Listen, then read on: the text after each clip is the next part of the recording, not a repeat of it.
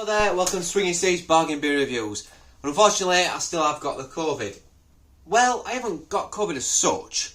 I've just still not got my taste, and I've still not got my smell back properly. I feel fine. I feel absolutely. I've been working since summer, since I did my last upload, but I just can't. I can't taste and smell things properly. So instead, I decided to grow a beard. No, instead, I've not been. I have still been buying beer. I've been trying, but I really can't taste citrusy beers that way. I can't taste IPAs in particular. I can taste pilsners, which is odd, isn't it? I can taste lagers and pilsners quite well, but I can't pick up any flavours in it. And it's like there's little citrusy notes here. There's bits and bobs, but it just feels flat still, really flat. So that's why I've not been uploading any beer reviews, because I'm not going to do a beer review if I can't do it justice. It's unfair. I might try and dip my feet in water soon, because I had a porter the other day and I got quite a few flavours from that when I was drinking it, so maybe I need to go down that avenue where I try drinking porters or something like that instead, or darker beers, or maybe even lagers if that's what I can taste.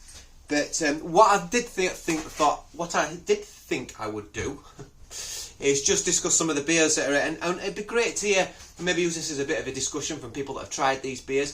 But Aldi have got a massive explosion of craft beers again from their beer, what they call them, their beer festival, and it would be nice to just discuss them and have a little talk about them. I have bought most of them because I do want to try them still, even though I can't taste properly. So I'll get my box out. I've actually filled a full box like that, full of them, because there's so many. I was really impressed actually. Now I went to the one in Rotherham, and the Lidle in Rotherham usually doesn't have all of them. It usually just has a few, and you have to find them as well. They're not usually. Sometimes they're on the front door as you come in on the door. They are at the one at Cuddiff, I think, but they're not. And I think the one at where is it now? Where I go, the other place, the other Lidl. Sometimes they're at the door anyway. Sometimes they're at you have to, Wunwell, the one at Wunwell. Sometimes you have to go down the aisles, and they're down the aisle where all the chocolates and all the continental stuff is, or all the like weird specialist stuff is. Anyway, that aside, this is what I managed to pick up, and I'm dead happy about some of these finds because March of the Penguins. All you Scottish beer fans out there, everyone's been telling me this is such a cracking beer. I think it's Sofa King Drunk that actually said, try this. This is a good one. And you know what? Williams Brothers, for me, really solid brewery. Let me know what you think. But they've gone, I think, like many breweries that have supplied beers for supermarkets, they took a lot of shortcuts, and some of the stuff for Aldi's been a bit naff. But this one is one of their sort of core range beers, and I think it's meant to be a really nice beer. I'm a big fan of their Joker IPA. We'll talk about that in a minute, actually. But I just think, yeah, really, really good, really solid. I like their beers. They're a really good supermarket, what I call a supermarket beer. So I'm looking forward to that one. Comes in at, it calls itself a stout, but it comes in at 4.9%. So a nice sessionable one. So I look forward to that. Next, right, we'll go with another one. This is 4 Pour, or 4 Pure. And it's there. I always call 4 Pour, 4 Pure. I always get them mixed up, that name. This is their oatmeal stout, and this is rich in chocolatey, 4.1%. Looking forward to that. I'm going to say something here. 4 Pure, Beavertown, Tiny Rebel. There's a few under that bracket. I've gone off their beers a little bit, I'm not going to lie. The last time I had some 4 Pure stuff, I thought it was pretty naff. I had it in supermarket, I had it in the £1.50 range at Tesco, and I found it lacklustre. I didn't find it very, very, very exciting at all, really. So, hopefully that'll be a little bit better, but I think they've been taken over, aren't they? Another beer that have been taken over. So, yeah, it is what it is. So, let's not go on about that too much. Now we've got this one from Drygate. Let me tell me what you think about Drygate, another Scottish brewery. Now my very hit and miss brewery. I find their beers again quite lacklustre. Like there's something missing. They're a bit thin, or the flavours don't quite come through. But what they are very good at, I find, Drygate, is the beers where they've put adjuncts in and stuff, or where they put extra syrups or other additives to the beer. they managed to balance it out quite well with the hops, and I quite like that. And maybe that's a price thing, so maybe it's just the budget. It's there's a little spider, can you see it crawling in front of it? It's coming down my head, look. Hi, Spidey. Peach Raspberry Pale Ale, this is called. Dirigible? Is that dirigible? Dirigible? Is that right? Anyway, lovely artwork, love their cans. I always want to like their beers. It's one of them, I want to like it. They look fun, they look exciting. And I would say sometimes I really do like their beers. They did a white IPA, I think, last time, which I loved. I thought it was good.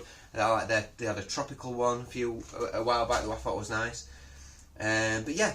Anyway, let's move on. So, going back to Williams Brothers again. And this is a tall boy.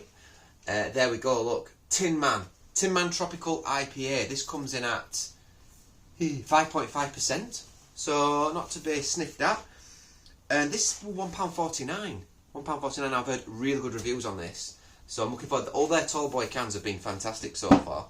The chocolate one, and then they did a really nice pale ale last summer, which I raved about. I've got to pick two of those up. So, yeah. Then we're going into Love Lane Baltic Lager, and I think Simon from Real Ale Craft Beer Reviews reviewed that and raved about it. Said it was a really good Baltic Lager, really good Helles style beer. This one comes in at, by the way, all the small cans are 150. The taller, yeah, 49. They've all been 150 so far. This one was 150 as well, I think. 4.4%. I'm not going to read all the back of them. I'm not going to bore you. What else have we got in here? So the rest of it... yes. This one was £2.49. This is Love Lane Imperial Stout. And this comes in at a whopping 10% exactly. So that's one to finish the night on. Probably finish the weekend on, to be honest with you. This one is... Salt. Salt were in Lidl. And I've not seen that before. This is a Duped Session IPA. 4.2%, 150 a can, and also their Crash American Pale Ale. I think both of these have appeared and done like a guest appearance at Tesco as well. Love their artwork, good quality craft beer supermarket. I put them up there with sort of Vocation Brewing with their standard, with their core ranges, always really good quality. And for me, sometimes they're a bit hit and miss with some of the other beers, just like Vocation are. They try doing something a bit different, doesn't always work. But more often than not, a beer, maybe because it's close to my heart in Yorkshire as well. I'm a little bit more sympathetic towards them or something. Going off on a tangent, this might be my first beer review actually after Corona, or if I ever get my taste back, because I'm starting to think I'm never going to get it back at this rate. But when I get it back, I'm going to do there's a porter in Aldi in their 500ml bottle range. What's the brewery? Founders Brewing, I think it, isn't it? And they've got a plum porter in there, which I was dead excited about. That's £1.19 a bottle. So that's one to look out for. I think that's about 4.9% or 4.7%. So yeah. Anyway, the last three now, and these are all from Stewart Brewing. So these were £1.79, a little bit more expensive. This is a State Trooper American Pale Ale. This comes in at 5%. Lovely artwork on that. Have I drunk their beers before? Yes, I have. And I think this is a rebrand of a beer I've had before. The New England IPA Galaxy Amarillo Hot. I may have reviewed this before and drunk this before. If it's the one I'm thinking of, that is my favourite one by this brewery so far. If it's the one I'm thinking of, I think. Then again, didn't I drink another one this summer that I really like by these guys? I think it was Stewart Brewing. It was really nice. And then this one, Forbidden Fruit Grapefruit Pale Ale. That looks pretty interesting, doesn't it? Nice artwork. Yeah. So there we go.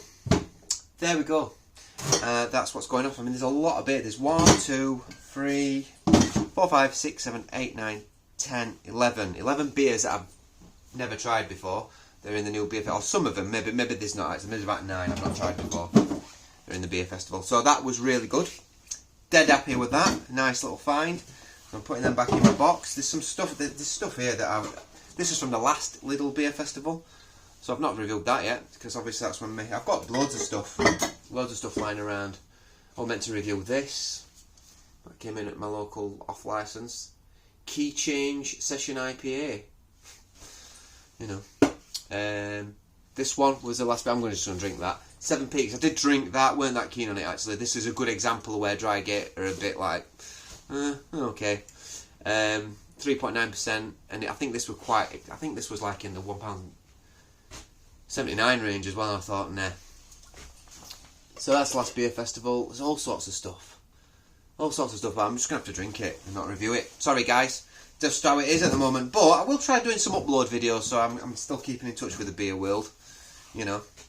But yeah, it sucks not having my taste. It's just weird. It's just crazy. And it's my nose that's the issue, because I can taste through my mouth a little bit, because a lot of your taste is through your nose, and through breathing through your nose, and I think I suffer with allergies as well, and I think that's playing a role in this, because my nose seems to be closed up quite a lot all the time, so even now I'm like, can't breathe through my nose properly, and when my nose opens up a bit, it's almost like sometimes I get a burst of flavour again. It's like, wow, this is how it used to taste, but even curries and everything's just tastes boring still, you know. Anyway, it's what it is. It's getting better. It's definitely getting better. So that's something, isn't it? So yeah, got loads of these. What am I going to do with these? Weed killer, maybe. Galahad. Check my reviews out of these little bad boys. I've got this as well. I Love Mull. That's all fade. Look how old that's been in over a year, I bet. Amber Ale. God, yeah. So hopefully the taste buds will come back soon. I've waffled on too long. Probably some of you are bored. Hopefully it'll send some of you to sleep, because I know some people watch my beer reviews before they go to bed, because my voice turns people to sleep. But there we go. That's not good, is it, if I'm a teacher? Sending my students to sleep. But yeah, anyway, thanks for watching. Thanks for subscribing, those people that have subscribed. Thanks for keeping with the channel, even though I'm not uploading anything at the moment. I really appreciate that. And hopefully, soon, even some of these beers may get a bit of a review. So, thanks for watching. Bye-bye. I'm Swinging Steve. Bye.